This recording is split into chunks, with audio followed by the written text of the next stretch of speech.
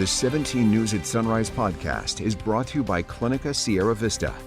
Welcome back to the 17 News at Sunrise podcast, where we share your news on your schedule. Working in the spirit of the Golden Empire, this is 17 News at Sunrise. Good morning here at 5 a.m. Good to have you with us. I'm Maddie Jansen alongside Alex Fisher, and we're waking up on this very first day of July after a very hot last day of June. Yeah, halfway through the year, which is hard to believe. And this heat wave, though, that we're dealing with, we're, what is this, heat wave number 3, I believe? Yeah, we're still feeling it. Is it 3 or is it 4? Yeah, I think it's 3. It's 3, right, Kev? 4. It's number 4. We just got done with 3. Yeah. We had a tiny little break. Yeah, tiny little break, but this heat wave is nothing really. We're looking at temperatures right at 100 degrees. We can handle that. It's when we get into the 110, 111, that's when we really talk about a strong heat wave. But I want to talk about July, and we're going to start out with what we were seeing last year. And on this date, last year, we hit 97 degrees. So we were in the 90s on the first day of July. Hottest day in July of 2020 was actually 108, and that was set back on July 12th. So a few numbers for you as we kick off the month here. Outside, you can see we've got clear skies. No change on that front for us today. No thunderstorms expected into Kern County. But if you are going to be traveling up near Lone Pine, Mammoth Lakes, even into parts of Tahoe, they have about a 20% chance of seeing those thunderstorms redevelop this afternoon. Sun is already starting to come up. We've got 77 degrees. A light wind out of the north-northwest at 3 miles per hour for you right now. Hour by hour shows plenty of sunshine and temperatures right near 101 this afternoon. Out of Tehachapi, we've got a temperature right now at 57. Very nice. An east now northeast wind at 3. And as we take a look at the hour by hour here, plenty of sunshine for you, and we're looking at the lower 90s. I'll have more weather coming up in just a little bit. For now, back over to you. All right, Kev, thanks so much. Today, President Biden gets a first-hand look at the rescue mission at that condo collapse in South Florida. He's departed on Air Force One just moments ago. Tracy Potts has more on his trip and the ongoing effort to find survivors. Alex, good morning. Good morning, everyone. President Biden will speak later today after talking with families still awaiting word about their loved ones. Crews are working around the clock. More crews are coming in with the hope, after a week, of still finding survivors. Whatever help you want the federal government can provide, we're waiting. Just ask us. We'll be there.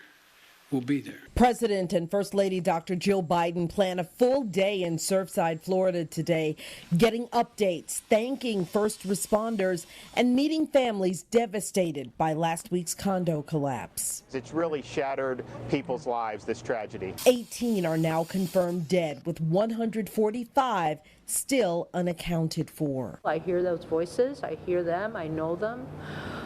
I think about them every single day, every night. The latest victims were 4 and 10 years old. Any loss of life, especially given the unexpected, unprecedented nature of this event, is a tragedy.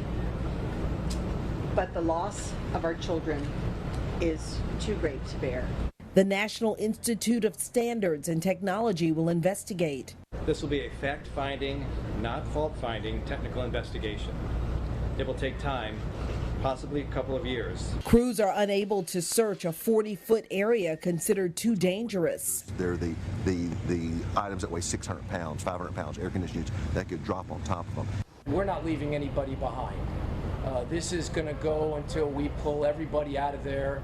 A specialized urban search and rescue team heads to South Florida today to assist. Weather could hamper this search. There's a tropical system that could turn into a storm headed that way, but forecasters still aren't sure if, in fact, it will hit South Florida. I'm Tracy Potts, 17 News. Back here at home, a teenager was shot and killed last night at an apartment complex on Q Street. Officers were called to the area of Q Street near Memorial Hospital for a report of a shooting just after 10 p.m. Police say the teenage boy was found in a car in the apartment complex's parking lot with multiple gunshot wounds. He died at the scene. A police department spokesperson said a shotgun was found at the scene. No word yet, though, on a possible shooter. Kern County saw another jump in homicides, and we're close to matching or surpassing last year's record. With last night's shooting on Q Street, there were 14 killings in June. Keep in mind, 2 were police shootings in Bakersfield and still being reviewed. There have been at least 66 homicides in Kern County, with only a few later considered self-defense. At this time last year, there had been 62 deaths. Sheriff Youngblood says he has not met anyone who can explain why homicides rise or fall, but he's seen more violent crime recently. In 2020, we counted at least 140 total homicides. Most happened in the last half of the year. Your time's 5:05, and now to the latest wildfire to erupt in Kern County, this time southeast of Tehachapi. The fire broke out around 1:30 p.m. yesterday near Oak Creek and Tehachapi Willow Springs roads. Kern County Fire says the blaze is currently about 10 to 15 acres in size, and firefighters are being flown in by helicopter due to the blaze's remote location. Meantime, the shell fire is still burning at the base of the Grapevine this morning after breaking out Sunday. Kern County fire crews still working to reach full containment. Sunday night, the blaze had shut down traffic along I-5 at the Grapevine. Things are flowing smoothly now, however.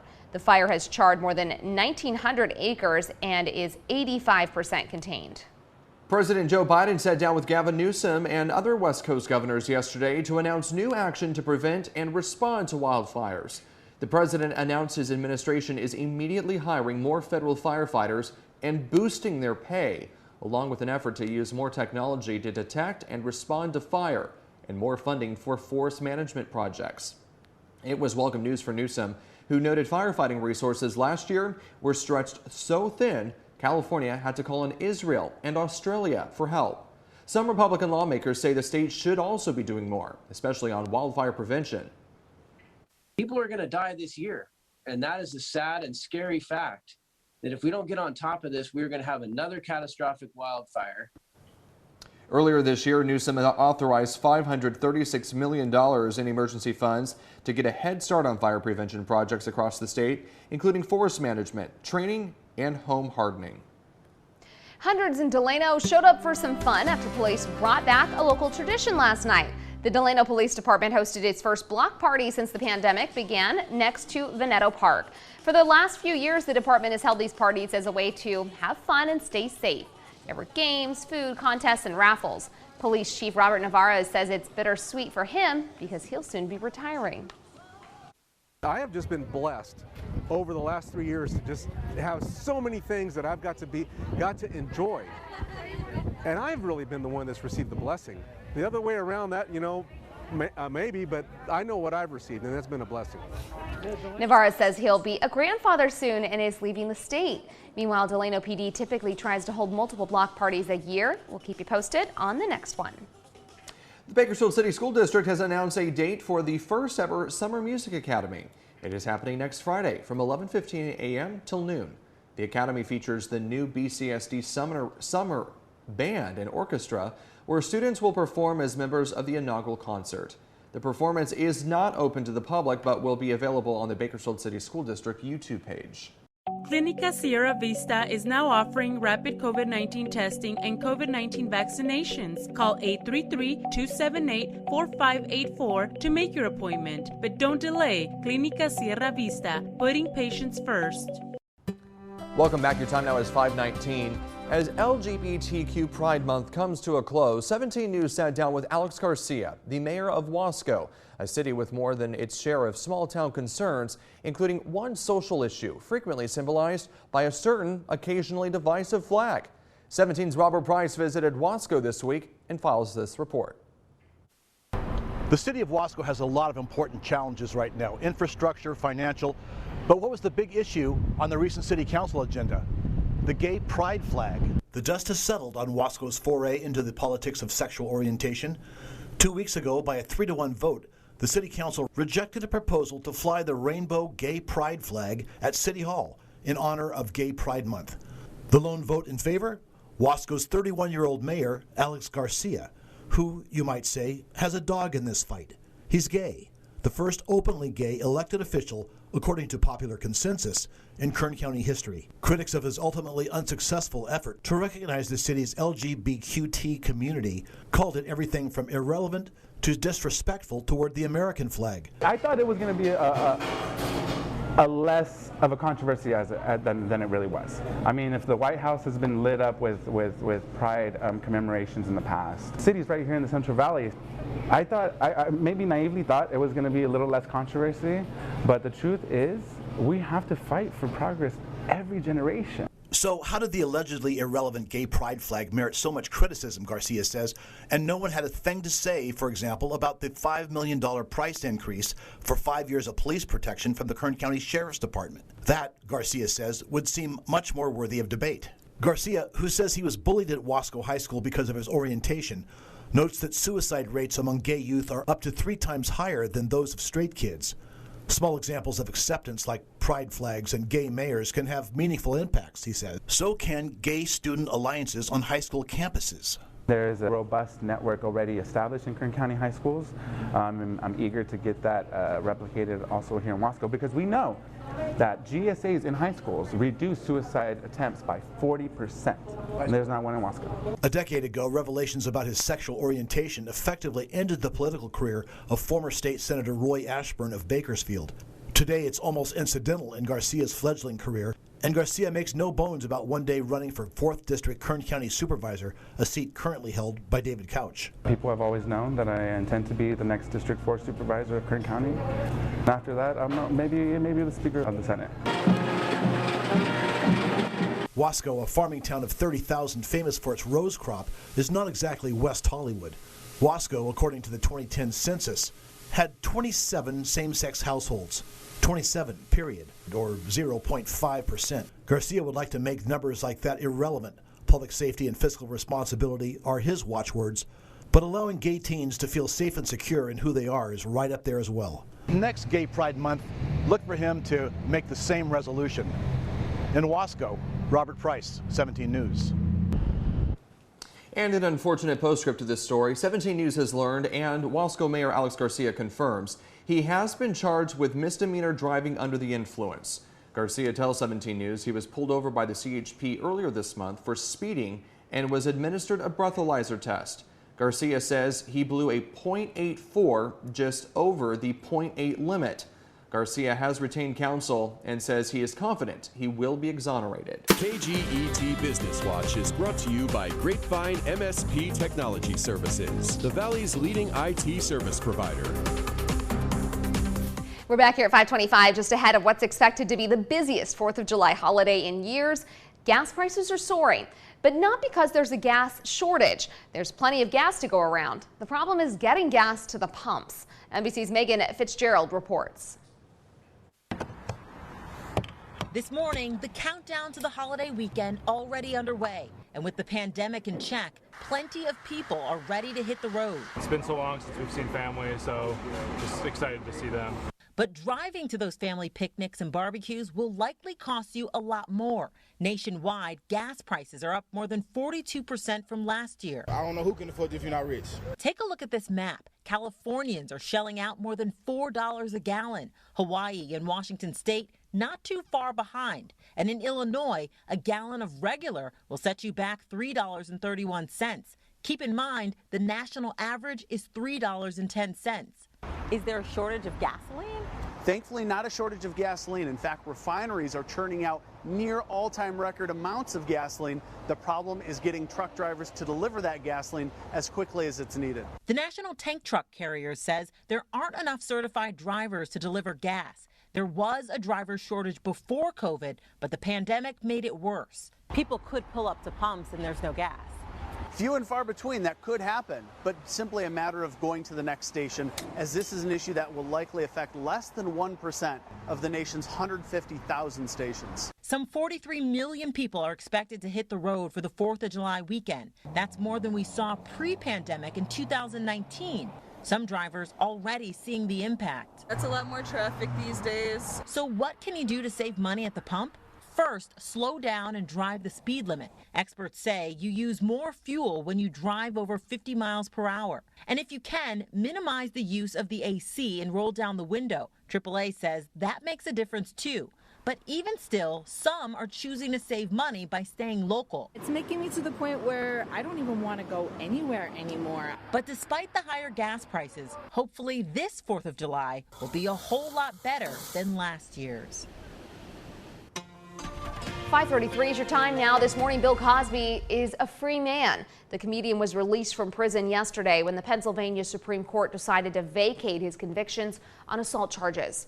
Cosby was convicted of assaulting only one woman, but many more say they were victims. NBC's Dan Scheneman reports. After 2 years in prison, Bill Cosby is back home. He posted a tweet which said in part, "I have never changed my stance nor my story. I have always maintained my innocence." The Pennsylvania Supreme Court deciding to throw out Cosby's convictions on charges of aggravated indecent assault against former Temple University employee Andrea Constant. The decision dates back to prosecutor Bruce Castor, who said there was not enough evidence to try Cosby, but made a verbal agreement not to prosecute Cosby if he would give a deposition in a civil case. That deposition was later used by a different prosecutor and led to Cosby's arrest, trial, and convictions. Said from day one, we just didn't think he was treated fairly, and that the system has to be fair. And fortunately, the Supreme Court agreed with us. But not everyone agrees with the court. The justices have released a man accused by 60 women of sexual assault. My heart especially goes out to those who bravely testified in both of his criminal cases. Andrea Constant and her attorneys released a statement calling the decision not only disappointing, but of concern, and that it may discourage those who seek justice for sexual assault in the criminal justice system from reporting or participating in the prosecution. Dan Scheneman, NBC News. Indictments against the Trump Organization and its chief financial officer are expected today. Two people familiar with the matter tell NBC News the Manhattan District Attorney's Office and the New York Attorney's General Office together have obtained indictments against the Trump Organization and Alan Weisselberg. NBC News reported last week that the charges center around alleged off-the-books compensation to Weisselberg and possibly others. In February, the Manhattan District Attorney's Office obtained former President Trump's personal and business tax returns and other financial documents. It is important to note the former president will not be charged in this case. Time now is 5:50 and we're back now with a startling reminder of the danger fireworks pose. At least 17 people, including 9 police officers, were hurt after a truck full of fireworks exploded in South Los Angeles last night. The video is chilling. Take a look.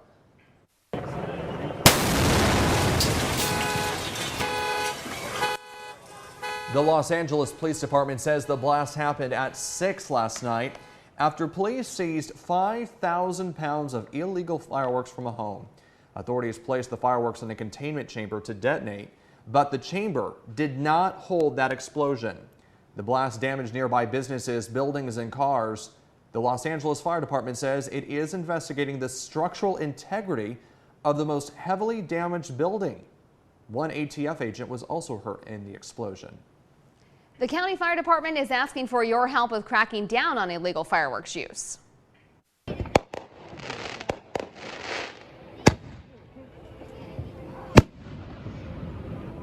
Although fireworks can be entertaining, as we just saw, they can have serious consequences, potentially causing accidental fires and injuries.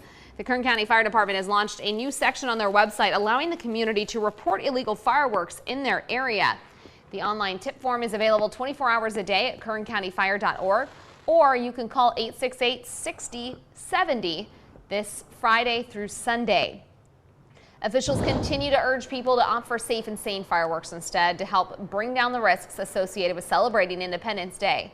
Here in Kern, legal fireworks go on sale today, available at booths like this one. A reminder, illegal fireworks use, including modified safe and sane fireworks, is punishable by a $1,500 fine. And if you're looking to have some 4th of July fun while leaving the fireworks to the professionals, there are several events happening across the county this weekend.